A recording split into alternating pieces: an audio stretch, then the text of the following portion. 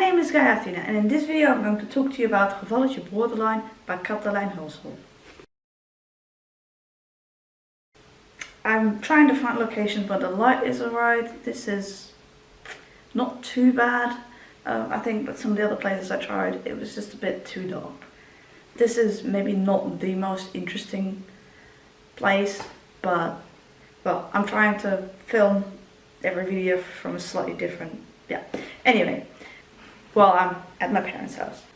My parents are away and my partner and I are taking care of the dog and the chicken, are caring for the dog and the chicken, so feeding them, giving them water, etc. This is a memoir about a woman with borderline diagnosis, and this is part of the Blossom Books series.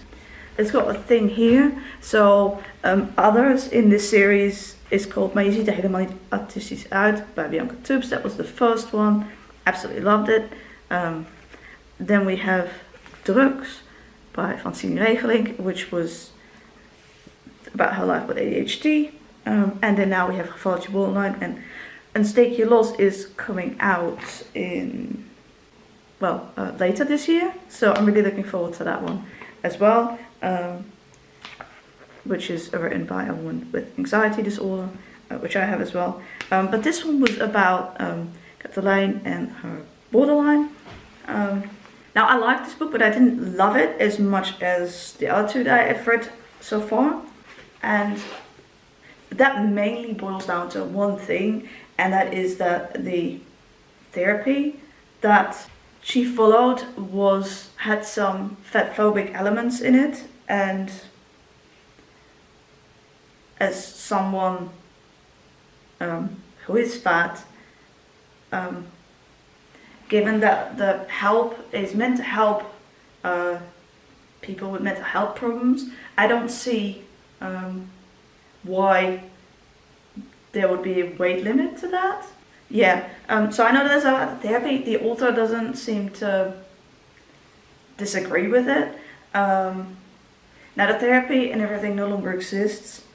But anyway, I just feel that people, regardless of their size or their bodies, should all be able to get mental health help.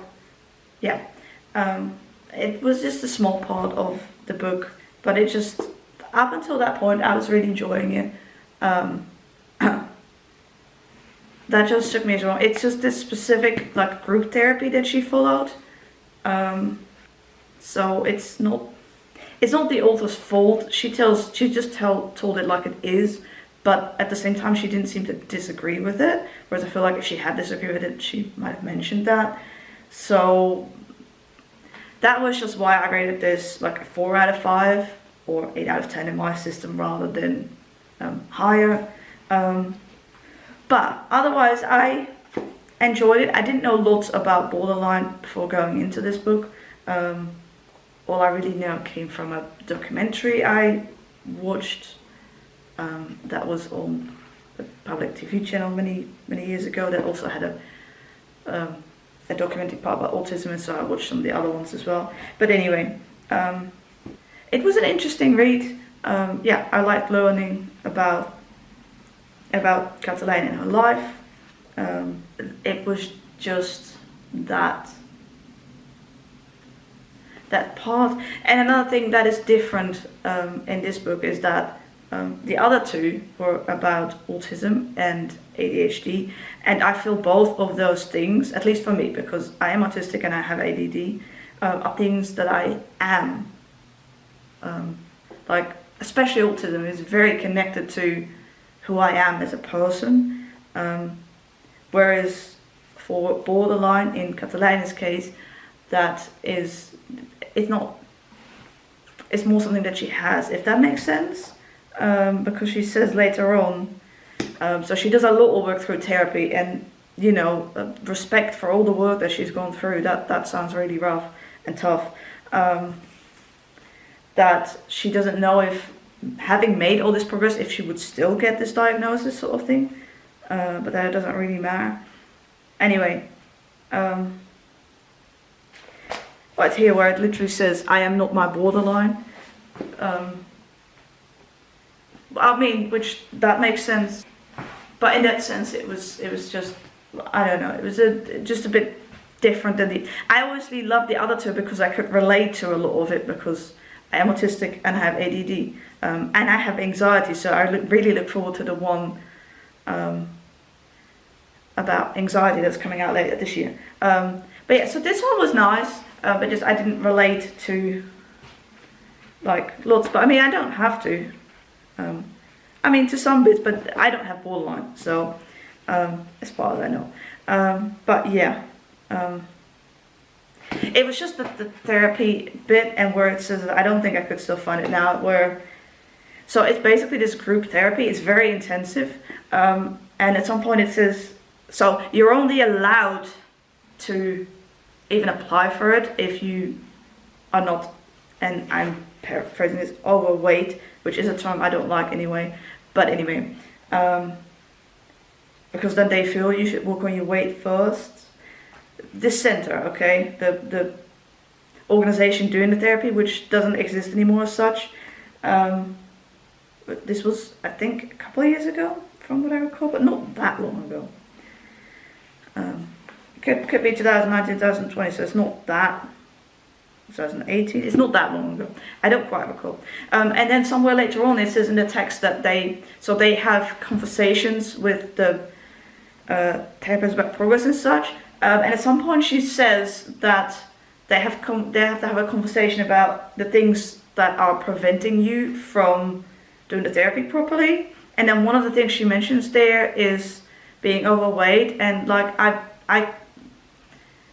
this could be just me, but I fail to see how being bigger in size would prevent you from working on your mental health. Like, that just got me so, it got me so upset that I was laying awake in the middle of the night thinking about it and being angry. And that's not a good sign. So it was after that, and it was later on in the book, that I just didn't really feel like reading more in it. And I mean, I presume the author isn't fat, so she wasn't talking about herself there. I presume it was just what the therapy told her, but it just, yeah. It just makes me angry, okay, on behalf of myself and other fat people, that there are organizations that think that way. Now, I mean, I personally couldn't have done the therapy anyway, because it's like she has to go somewhere with a group therapy for several days a week. I couldn't even do that. So it's not about me personally. It was just the message that, yeah, like, I don't believe in fat shaming.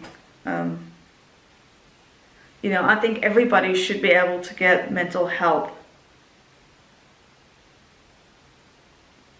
Yeah. But she didn't seem to disagree with that statement, so yeah. I don't know where she falls on that, but I feel like, yeah, if she had disagreed, she would have said, anyway. But I enjoyed, like, the rest of it, particularly up to that point, before she did the therapy sort of thing.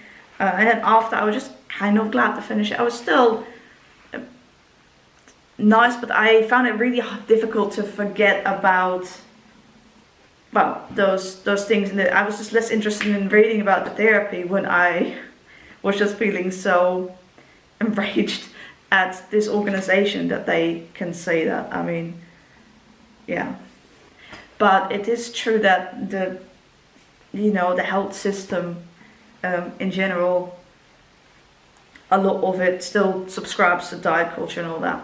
But anyway, that is not really the core of this book, so I suppose I shouldn't spend too long talking about it. That was just, yeah. You can tell, right? Maybe you can't tell, but yeah. So that is like my most, what I remember most about this book is feeling so upset and angry at those anti-fat parts. But it was nice to learn more about borderline, and like I said, it was only a small part of the book. But yeah, and it is amazing the progress she's made, and I'm glad that she's seems to be doing a lot better. But it was really nice to, yeah, I enjoyed the rest of it and everything before the therapy part. So yeah. So yeah, I liked it, but I didn't love it. These individual book review videos are turning out way longer than I thought, and still got a lot more to go through. Do you sometimes read memoirs about mental health or things like that? Thank you very much for watching this video. Leave a comment if you like, and a like if you like. I hope to see you in my next video. Bye!